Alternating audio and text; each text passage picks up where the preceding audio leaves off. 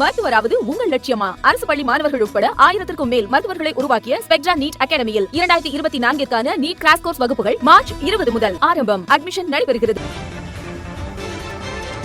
அண்மை செய்தி. வருமான வரித்துறை நோட்டீஸுக்கு இந்திய கம்யூனிஸ்ட் கட்சி விளக்கம் அளித்துள்ளது. வருமான வரி பாக்கி இருப்பதாக வெளியான செய்திக்கு இந்திய கம்யூனிஸ்ட் கட்சி மறுப்பு தெரிவித்துள்ளது.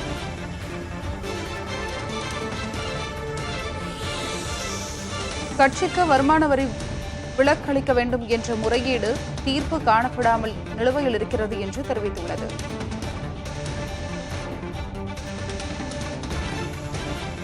வருமான வரி பாக்கி இருப்பதாக வெளியான செய்திக்கு இந்திய கம்யூனிஸ்ட் கட்சி மறுப்பு தெரிவித்துள்ளது. அண்மை செய்தியாக பார்த்து வருகிறோம்.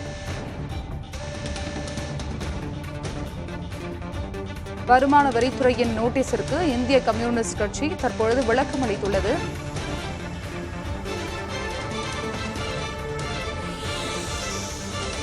கடன் தவணை, வாடகை மீது ஜிஎஸ்டி வரி உள்ளிட்ட வரி இனங்கள் முறையாக தாமதமின்றி செலுத்தி வருகிறோம் என்று இந்திய கம்யூனிஸ்ட் கட்சி விளக்கம் அளித்துள்ளது. வருமான வரித்துறை நோட்டீஸ் அனுப்பியுள்ளது. அதற்கு இந்திய கம்யூனிஸ்ட் கட்சி தற்பொழுது விளக்கத்தை கொடுத்துள்ளது.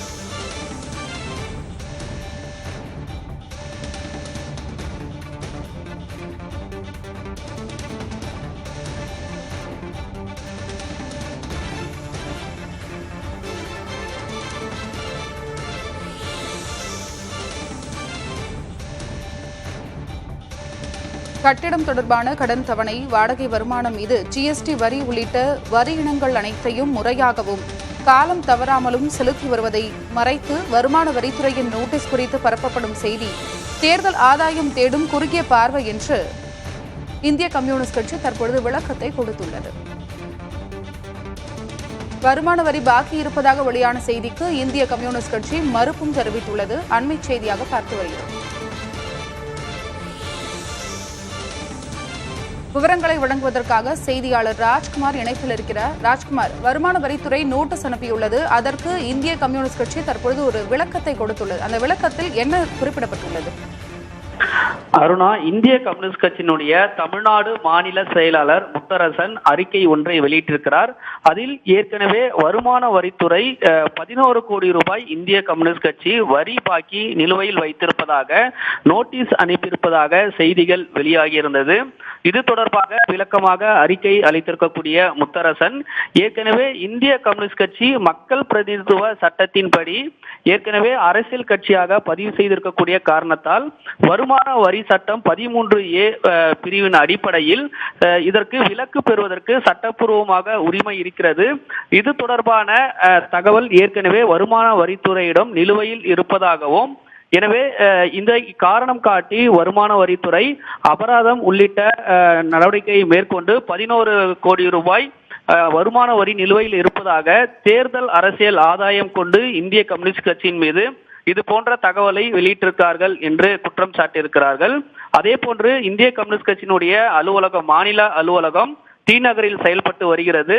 இந்த கட்சியினுடைய அலுவலகத்தினுடைய கடன் தவணை, அதே போன்று வரக்கூடிய வாடகை வருமானம், ஜிஎஸ்டி வரி உள்ளிட்ட அனைத்தையும் காலம் தவறாமல் முறையாக இந்திய கம்யூனிஸ்ட் கட்சி செலுத்தி வருவதாக தகவல் தெரிவிக்கிறார்கள். எனவே இந்த தற்போது நிலுவையில் இருப்பதாக 11 கோடி ரூபாய் நிலுவையில் இருப்பதாக தேர்தல் நோக்கத்தை கருத்தில் கொண்டு ஒரு தவறான செய்தியை வெளியிட்டு இருப்பதாகவும் இதற்கு மறுப்பு தெரிவித்திருக்கார். அதே போன்று வருமான வரித்துறை சார்பாக கொடுக்கப்பட்டிருக்கிற நோட்டீஸ் தொடர்பாக தணிக்கையாளர்கள் மற்றும் சட்ட ரீதியாக நடவடிக்கை மேற்கொள்ள இருப்பதாகவும் இந்த அறிக்கையின் மூலமாக முத்தரசன் தெளிவுபடுத்தியிருக்கிறார். அருணா, உங்களுடைய தகவலுக்கு நன்றி ராஜ்குமார். மருத்துவராவது உங்கள் லட்சியமா? அரசு பள்ளி மாணவர்கள் உட்பட 1000க்கும் மேல் மருத்துவர்களை உருவாக்கிய ஸ்பெக்ட்ரா நீட் அகாடமியில் 2024க்கான நீட் கிராஷ் கோர்ஸ் வகுப்புகள் மார்ச் 20 முதல் ஆரம்பம். அட்மிஷன் நடைபெறுகிறது.